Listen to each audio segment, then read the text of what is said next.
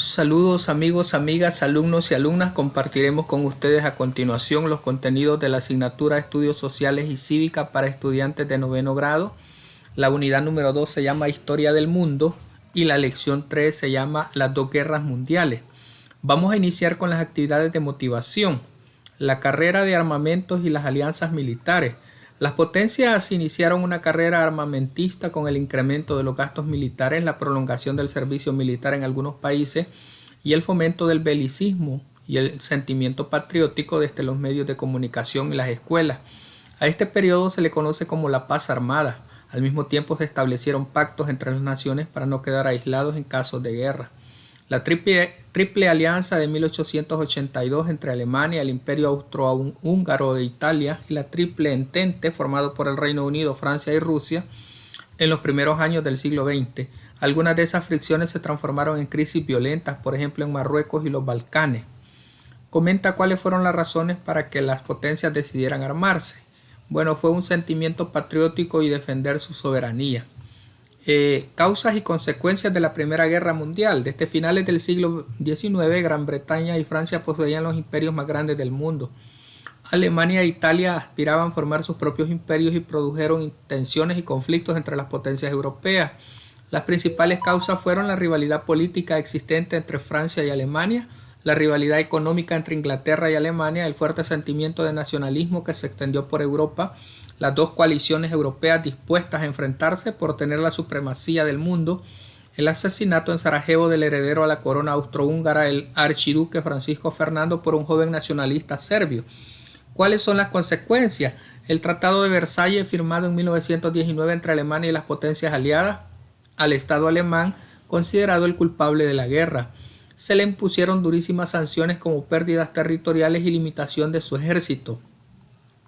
Un nuevo mapa de Europa, se creó la Liga de las Naciones para garantizar la paz en el futuro, pérdidas humanas y materiales. Las zonas más afectadas fueron el noroeste de Francia, Bélgica y el norte de Italia. La Gran Depresión. Para 1920 Estados Unidos experimentaba un fuerte ritmo de crecimiento económico debido a los avances de la técnica, la producción en serie y los recursos que obtenía de los países europeos a los que le había prestado dinero durante la Primera Guerra Mundial. En 1925 Estados Unidos aportaba la mitad del hierro, carbón, acero, cobre, petróleo y algodón. En este ambiente donde la prosperidad parecía eterna, el ciudadano medio de Estados Unidos compraba despreocupadamente y a crédito radios, automóviles, etc. Al mismo tiempo el mercado bursátil se había desarrollado mucho. La población también empezó a invertir en la bolsa de valores. Las acciones subían a alturas increíbles, pero sin sospechar que se estaba levantando un castillo de naipes. Hacia 1928 la construcción y las industrias empezaban a decaer. Para 1929 hubo una disminución de ventas en el cobre y el acero. Sin embargo, se siguieron comprando acciones hasta que sorpresivamente el 25 de octubre de ese mismo año las acciones se desplomaron un 40% de su valor. El pánico estalló y la caída en la bolsa de valores rápidamente arrastró a toda la actividad industrial y a toda la economía estadounidense. Para 1932 unos 5.000 bancos habían desaparecido, centenares de industrias cerraron sus puertas y miles de trabajadores se quedaron sin empleo. Para estabilizarse, Estados Unidos empezó a cobrar las deudas a los bancos europeos, generando una reacción en cadena. Primero se paralizó la actividad industrial y luego se trasladó a los países productores de materias primas. Vamos con la actividad 1. Aquí tenemos en este cuadro las guerras mundiales, el mundo bipolar, el mundo multipolar. Tenemos el Triple Entente en 1904, en 1914 la Primera Guerra Mundial, en el 19 el Tratado de Versalles, en el 29 la crisis económica, en el 39 la Segunda Guerra Mundial, en el 45 la Conferencia de Yalta, en el 49 la creación de la OTAN y en el 55 el Pacto de Varsovia. Luego en 1989 tenemos la caída del Muro de Berlín, en el 91 la disolución de la Unión Soviética. Luego se nos pide que elaboremos una línea de tiempo acerca de la Primera Guerra Mundial. Y aquí tenemos la línea de tiempo de la Primera Guerra Mundial. En el 14 se formaron dos bandos, Triple Alianza, Austria, Hungría, Alemania e Italia, Triple Entente, Francia, Rusia e Inglaterra. Y el 28 de julio fue asesinado el archiduque Francisco Fernando, heredero del trono austrohúngaro. En el 1915, Italia se une a los aliados y ataca a Austria-Hungría. y se da la guerra de movimientos numerosos. Soldados se enfrentan en el campo de batalla. Fue ocurrida en dos frentes, occidental y oriental. En el 16 se da la guerra de trincheras, donde los ejércitos combatientes mantenían líneas estáticas de fortificaciones cavadas en el suelo. Duró 10 meses. También se dio la guerra submarina, fue en la segunda fase debido a un ataque submarino alemán a un buque estadounidense, la Lusitania. En el 17 se da Alemania ayuda a Austria-Hungría en la guerra contra Italia. Comienza la crisis, los Estados Unidos declaran la guerra alemana, comienza la Revolución Rusa. Y en el 18 el fin de la guerra termina con la victoria de los aliados. Se firman los tratados de paz de Versalles, de Saint-Germain, de Trianon, de Sèvres y de Neuilly. Luego se nos solicita continuamos con el surgimiento de los regímenes autocráticos. A pesar de que la Primera Guerra Mundial había significado el triunfo de las democracias liberales y el hundimiento de los regímenes absolutistas de Alemania, Austria, Hungría, Rusia y Turquía, la ruina económica de posguerra y los repartos territoriales del Tratado de Versalles crearon las condiciones para volver a engendrar regímenes totalitarios. Italia era uno de los países que reunía los ingredientes necesarios para que fermentara el triunfo del totalitarismo.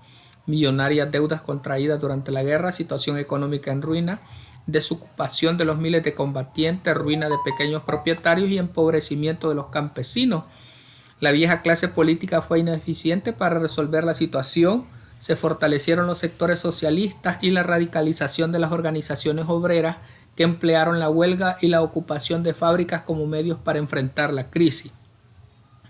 Vamos con la actividad número 2. Observa la fotografía.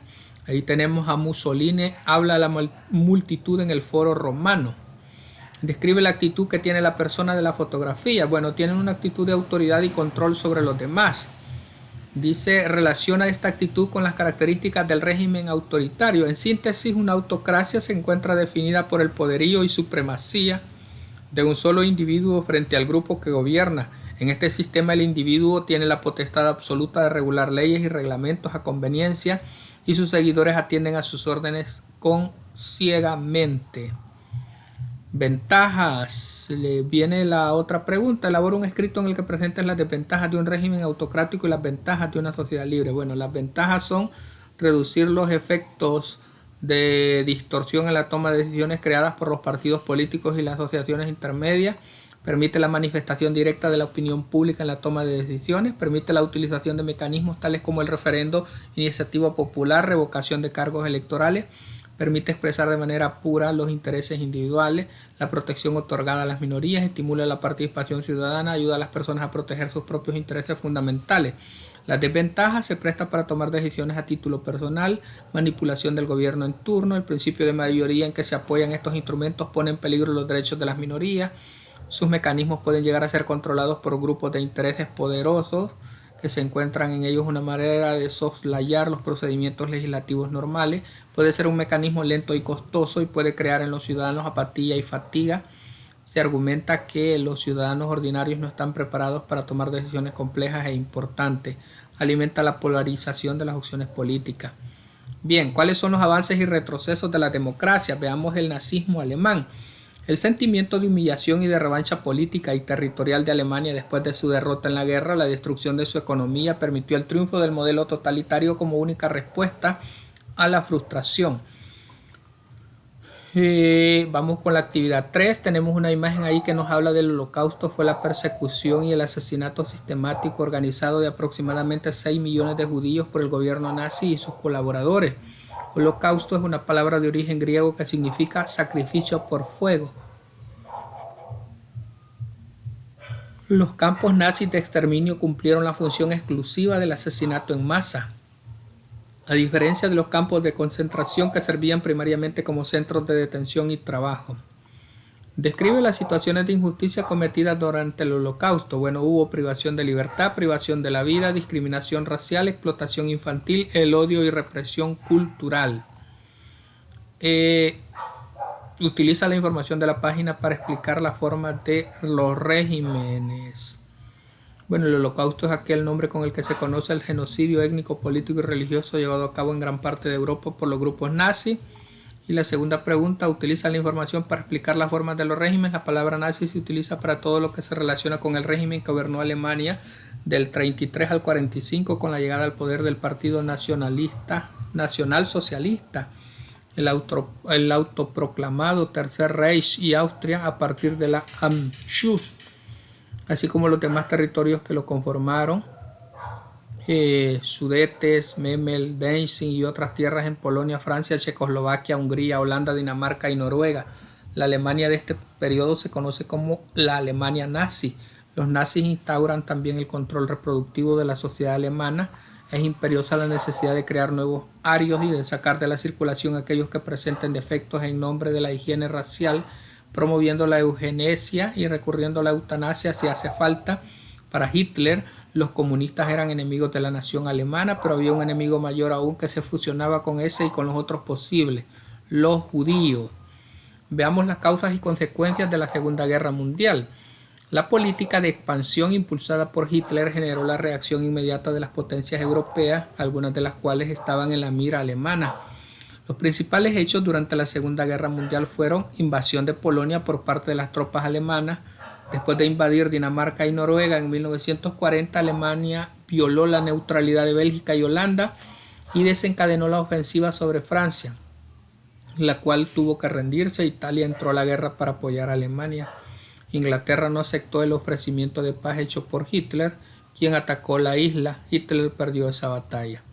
En 1941 Hitler decidió atacar la Unión Soviética, rompiendo el pacto de no agresión firmado en 1939. Sin embargo, el heroísmo del pueblo soviético y el frío invierno provocaron la derrota de los alemanes. Estados Unidos se había mantenido neutral, pero el ataque de los japoneses a la base de Pearl Harbor en 1941 y la declaración de guerra por parte de Alemania provocó que la principal potencia industrial entrara a la batalla. En 1944 las tropas aliadas liberaron París. En 1945 se inició la invasión alemana y se produjo la capitulación del ejército alemán. El fin de la guerra. Los niveles de destrucción llevaron a las potencias a plantearse un nuevo orden internacional. Nació así la Organización de las Naciones Unidas en 1945 con el fin de mantener la paz y resolver los conflictos políticos, sociales y económicos del mundo de la posguerra. Bien, ahí tenemos el mapa donde podemos entender cuáles son las potencias del eje, los estados que apoyaban a Alemania. Ahí tenemos el color que los identifica, los enemigos de Alemania, que en este caso eran los aliados, los estados garantizados por los aliados y los estados neutrales, que eran estos que están en color amarillo. España, Yugoslavia, Bulgaria, Noruega, Suecia, Finlandia, etc. Observa el mapa. Con la información de la página señala las fechas y los lugares donde se llevaron a cabo los principales acontecimientos de la Segunda Guerra Mundial. Y aquí tenemos el ataque de Japón a Pearl Harbor el 7 de diciembre de 1941, el desembarco aliado en Normandía el 6 de junio de 1944, la batalla de Normandía y la liberación de París el 25 de agosto de 1944 y la muerte de Benito Mussolini el 30 de abril del 45. Luego presenta las ventajas de vivir una sociedad en paz. Bueno, el trabajo en conjunto permite marcar ámbitos y normas, buena convivencia con los demás y desarrollo social. Inicio de la Guerra Fría. Se llama Guerra Fría al sistema de relaciones internacionales que imperó entre 1945 y 1991, protagonizado por dos superpotencias. El ascenso de Estados Unidos y la Unión de Repúblicas Socialistas Soviéticas significó el establecimiento de un nuevo orden mundial que se manifestó en el surgimiento de dos bloques antagónicos, el capitalista y el socialista. Ambos países habían luchado unidos contra los avances del nazismo, pero apenas desapareció el enemigo común, se manifestó el gran abismo que los separaba. El socialismo soviético y la democracia estadounidense se acusaban mutuamente de imperialistas. Y vamos a la actividad 5, donde tenemos los países de bloque occidental, la zona ocupada en 1945, los países de bloque socialista, y aquí podemos identificarlos a cada uno de ellos. Los países europeos que pertenecían al bloque occidental y los que pertenecían al bloque socialista, a continuación se los presento. El bloque denominado capitalista, que era el bloque occidental, estaba liderado por Estados Unidos y gran parte de los países de la Unión Europea. Y por otro lado, el bloque socialista, bloque oriental, estaba liderado por la Unión Soviética, que hoy en día son un conjunto de países independientes. Dicho bloque dejó de existir a raíz de la disolución del Pacto de Varsovia en el año 1991 y poco después la desintegración de la Unión Soviética. La siguiente pregunta investiga las características de la ideología que defendía Estados Unidos y las características de la ideología que defendía la URSS.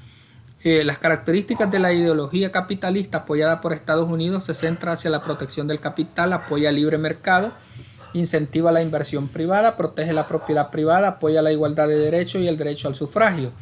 Las características de la ideología comunista defendida por la URSS se centra hacia lo social, incentiva la nacionalización de la propiedad es parte del Estado y el Ejecutivo controla los poderes.